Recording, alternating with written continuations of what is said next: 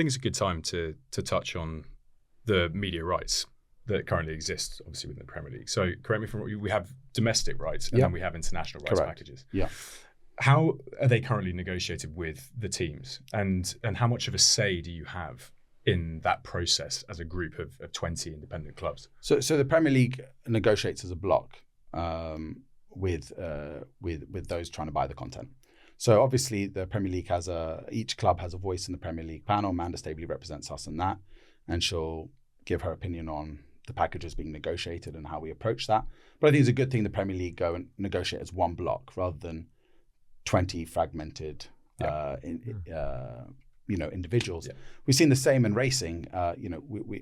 Racing perhaps didn't get as good of a deal from its media rights in previous years because each track would negotiate its own set of rights with the content buyers. What we're able to do is accumulate, a substantial amount of British racing that we can talk as 50% now of British racing when we go, and that gives you more clout, and ultimately that's good for the game. The more money that goes into the sports fees found to prize money, to grassroots racing or grassroots football. So the Premier League, I think, does a good job in negotiating, and they've definitely got a good couple of results last time. So we'll see. Hopefully that continues. And look, I mean, I guess compared to some of the other leagues, it's part of the reason why financially the Premier League can often throw its weight around, maybe because it's able to negotiate a lot of these rights. But one thing that's always seemed quite interesting is the innovation around rights packages and content, and we're seeing this a lot more now. So it's been mentioned, it's been talked of, the kind of Netflix style subscription model, taking control of the rights and almost packaging them on a Premier League platform. You have your library of content alongside the live piece.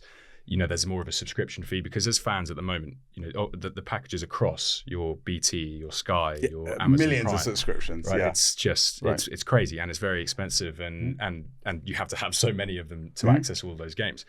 Do you think that's a genuine possibility? I mean, technology aside, do you think it would make sense to create a platform that does actually sit within kind of its own process? Yeah, I mean, certainly a lot of the American owners will tell you yes. The Todd Bowleys of the world have been very successful at things like that, and that's sort of the vision I know he sort of would share for the Premier League. It is kind of crazy that at 3:00 on a Saturday we can't watch our team. Nice. Like that's and got to be. And you can in other countries. And you can, in America, where I sort of live half the year, every game I can watch. But I come to England, if I don't go to the game, we can't watch it, and that seems to be a bit antiquated to me. So there may be a role for that in the future. Just these was brought in to ensure that fans went to the stadiums. Yep. I mean, the passion for football amongst fans, they're going to the stadium whether it's on television or not. A game of 4:00 on a Sunday isn't less filled out than it would be at a 3:00 kickoff. So I just think that the system has to continue to change. Yeah, I mean, the party line, as you say, is always the protection of attendance, and it's as much, I guess, for the lower leagues. That's what they really. But maybe there's something we can do in the lower leagues or up to a certain point, or at least give it a trial. Yeah. But we should give fans the access to watch the team, especially. We talk about it is expensive, obviously, these subscriptions, but also so is transportation across country so is a match ticket. We need to give people sort of a range of options to go and support their team. Can I ask you, and you're probably both going to kill me, is that, VC, would never. VC in the room. The VC how much do you get from the media packages? Like, does Amanda come back and say like, oh, we got 20 million, or oh, we got 100 million? Like, how does that actually look, and how much do you make? So it depends what the suitcase she has on that day. So she'll come in with a big pot of cash. I'm teasing here. I was genuinely oh wow. Yeah, it is. You sold it. Wow, should I sponsor the suitcase? So it's much less exciting, but each club gets the exact same amount from the Premier League through the distribution. Doesn't matter whether you finish 20th or you finish first. Everyone gets a certain amount. Gosh. And then it's performance related after that, right? And then each club's on its own in terms of how it grows its own commercial revenues, where it places in the league, there'll be extra. Is that money fair? For that. Like, if you think about like a meritocratic society or like league, bluntly, the people who deliver the most like net income or net subscribers or net fans technically bring the most value. Should they not be compensated more, like any meritocratic system?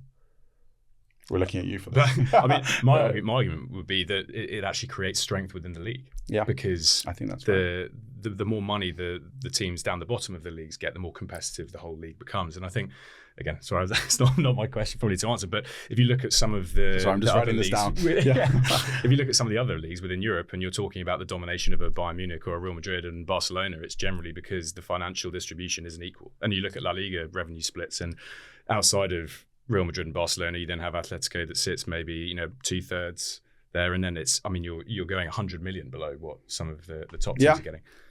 Look, the Premier League is the best league in the world. There's a reason for it. 2 years ago, 6 clubs decided to sort of take your view that it's not fair and tried to break away into a sort of super league. I actually secretly led that consortium. Yeah, I knew it. Well. I knew it. I saw a mug downstairs saying "Breakaway 6." So they obviously might have agreed with you. I tend to agree that I think that the league in general, a stronger league in general, positively affects clubs both at the top and bottom end of that spectrum.